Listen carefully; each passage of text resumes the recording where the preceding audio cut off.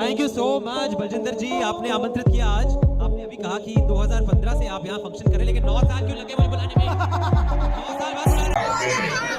साल बाद बुला रहे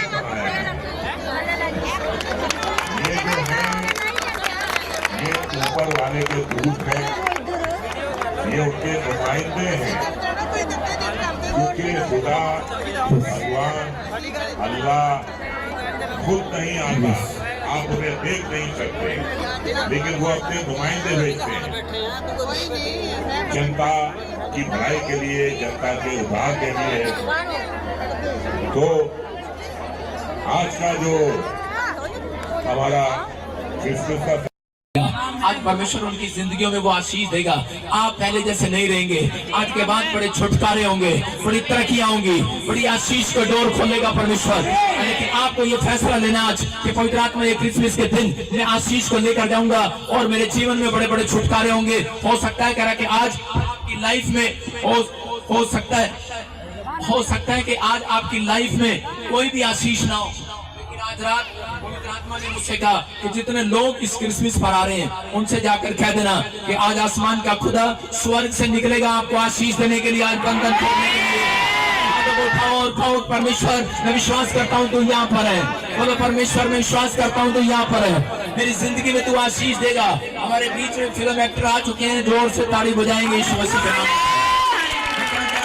लेकिन आज आपको विश्वास करना है, पवित्र आत्मा आज रात किसी के लिए आशीष का कारण बनाना चाहता है। मैं जब प्रभु में आया तो समय में मैं बड़ा दुखी था, बैठे रहो, अभी आ रहे हैं, कार में आए अभी इसी समय परमेश्वर के आत्मा ने मुझे कहा, कहता कि जा कह आज दुनिया के लिए तारा तू बनेगा, जो लोग बेसहारा उनका तारा तू बनेगा। आज कहता है वो एड्रेस करा, आज उतने लोग पूछ रहे हैं कि परमेश्वर वो एड्रेस कहाँ पर है। पवित्र आत्मा कह रहा है कि आज आपके अंदर कहता वो तारा है। परमेश्वर आज रात आपको स्टार बनाना चाहता है।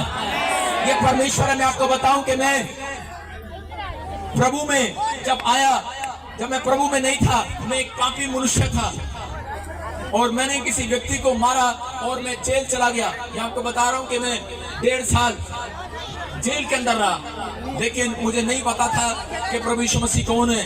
लेकिन इन दिनों के अंदर क्रिसमस के दिन मुझे किसी ने जेल में सुसमाचार बांटा, टॉफियां दिया, चॉकलेट दिया और उसी समय मुझे पता लगा कि परमेश्वर है वो इस दुनिया में।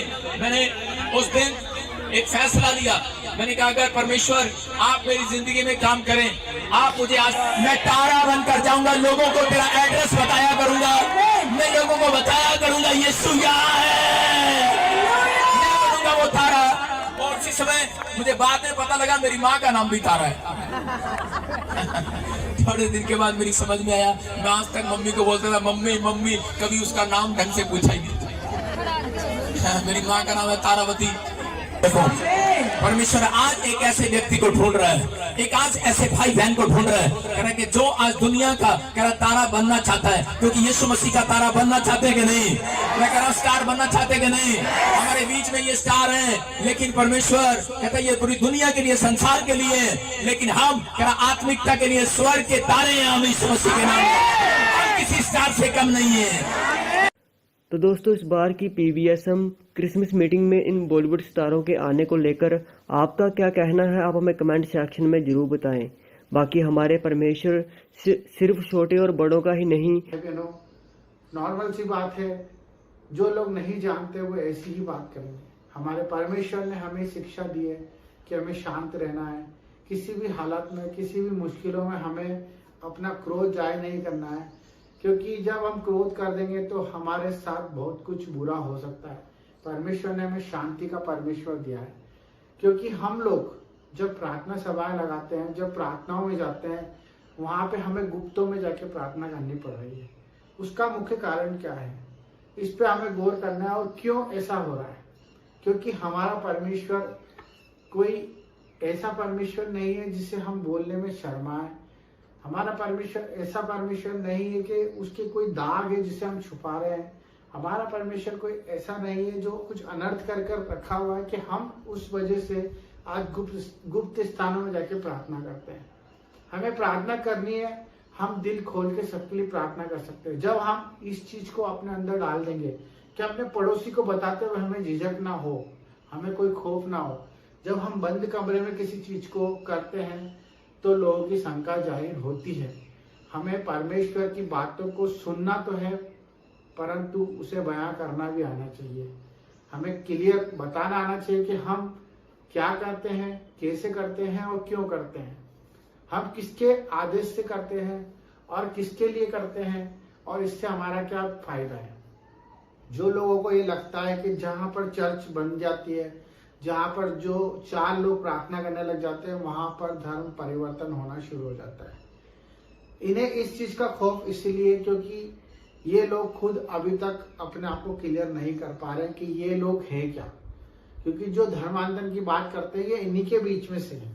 मैं आपको आज मैं बताता हूँ इसका मुख्य जड़ क्या होता है कि जब हम चर्चेस में प्रार्थना करते हैं, वो अधकच्चे ज्ञान लेके हमारे पास से चले जाते हैं, और जो लोग परमेश्वर को नहीं जानते वो जाके बाहर ये बता देते हैं कि हमें ये बोला गया कि हमें मूर्ति पूजा नहीं करनी है, हमें किसी के आगे दंडवत नहीं करना है, हमें इससे बात नहीं करनी है, हमें बुराई में नहीं जाना है।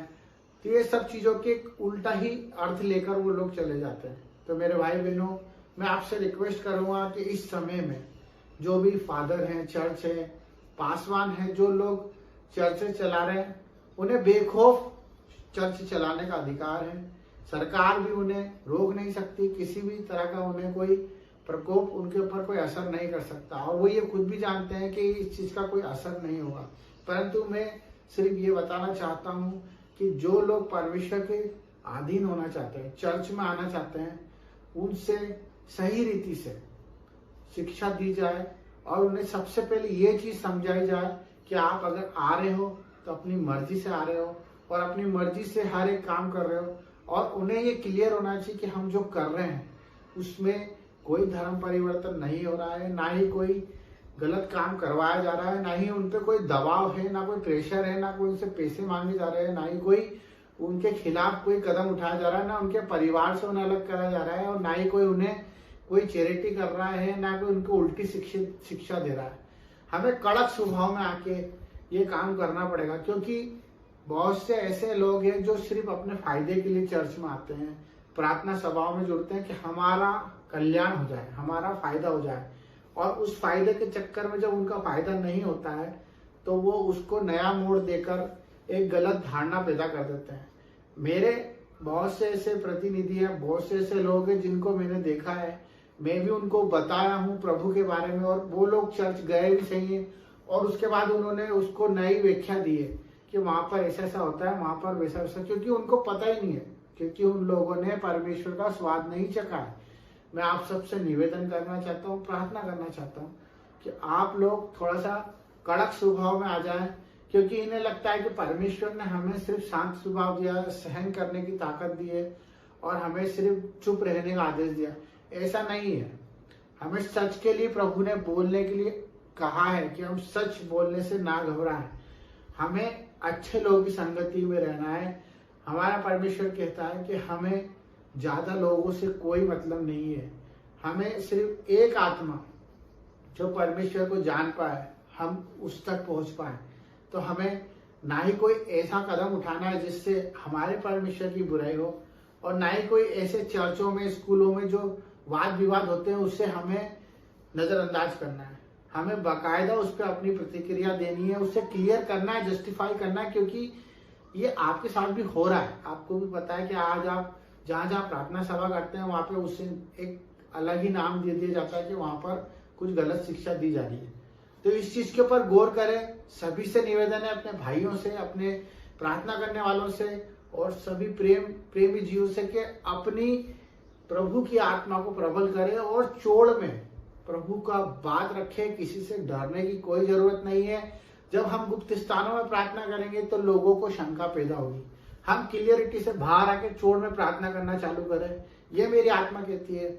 आप सबको इस चीज के लिए आगे बढ़ना पड़ेगा। जिस तरह से लोग अपना बाप का नाम नहीं छुपाते, आधार कार्ड में लिखा होता है, वैसे हमें भी हमारे पिता का नाम छुपाने की कोई जरूरत नहीं है। हमें प्रचार प्रसार करना है। बाकी बुद्धि को सहारा लेके, समझ के साथ परमेश्वर के वचन को अगर बांटना चाहते हो तो नीडर होके बांटे। सबको जय मसीह की। God bless you.